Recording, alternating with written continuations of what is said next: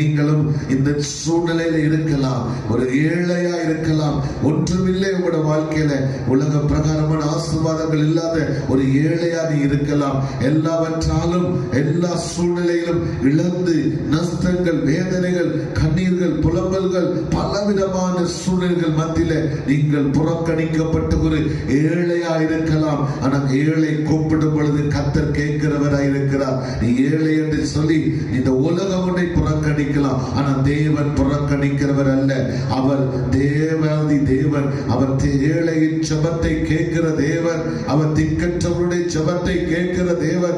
அநாதைகளின் ஜெபத்தை கேட்கிற தேவன். கைவிடப்பட்டவருடைய ஜெபத்தை கேட்கிற தேவன். எல்லாராலும் புறக்கணிக்கப்பட்டவருடைய ஜெபத்தை கர்த்தர் கேட்கிறவர். இந்த உலகம் புறக்கணிக்கலாம், அவமதிக்கலாம். இந்த உலகம் உங்களை பார்த்து ஒரு பட்டம் சொல்லலாம், ஏழை நீங்கள். ஆனால் தேவனுடைய